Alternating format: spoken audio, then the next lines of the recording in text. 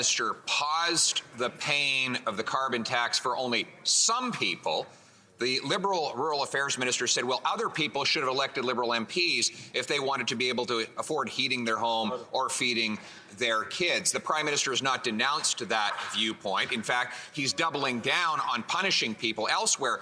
But Liberal MPs in Sudbury, Thunder Bay, North Bay, Sault Ste. Marie, they have starving constituents who are worried about the heat going out as well. Will they have a free vote on my motion to keep the heat on and take the tax off for everyone this Monday?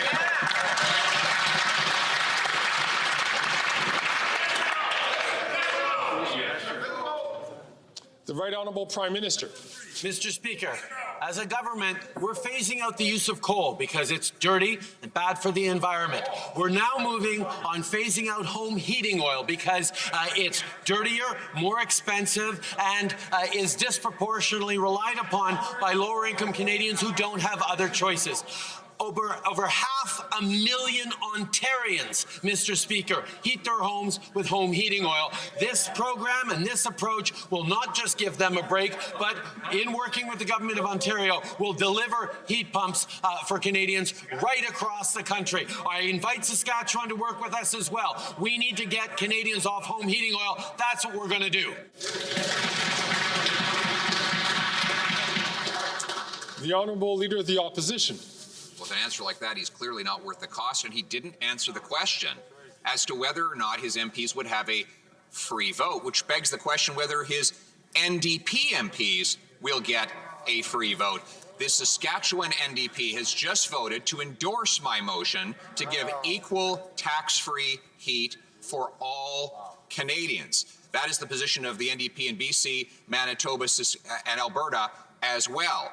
Now, the question is whether the NDP will vote against its cash-strapped constituents and in favor of the Prime Minister. So can the PM tell us, is this vote part of the coalition agreement, or does the NDP have the freedom to vote for their constituents?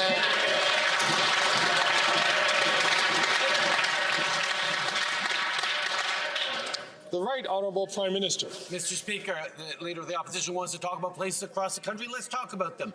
20,000 Saskatchewanians heat their homes with home heating oil. 50,000 Albertans and about 100,000 British Columbians, Mr. Speaker. That is dirty, it is more polluting, and it is more expensive, particularly for the predominantly lower-income families that rely on this. That's why we're moving forward to replace them with heat pumps, working with the provinces to deliver free heat pumps for lower-income families so that they can save money and fight pollution at the same time. This is about helping Canadians as we fight climate change, which the Leader of the Opposition has no plan for.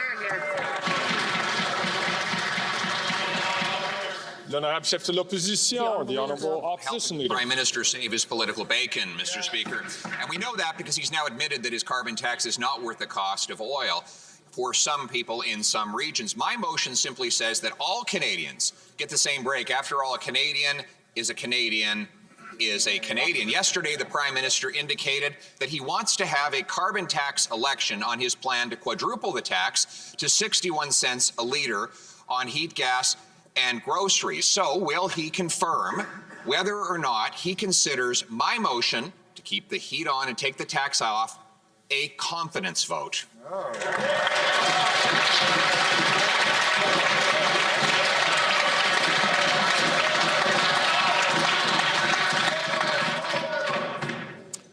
The Right Honourable Prime Minister. Mr. Speaker, home heating oil is dirtier, more expensive, and more relied on by lower-income Canadians across the country.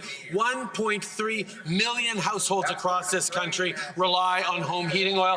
That's why we're working with the provinces that want to replace them for free with heat pumps. That's what this is about. Now, Mr. Speaker, the Leader of the Opposition is making a serious mistake if he thinks that Canadians are not concerned about the environment, or that Canadians don't know that protecting the environment does go hand in hand with creating good jobs and prosperity for them across the country. That is a conversation I look forward to continuing to have over the next 2 years with Canadians.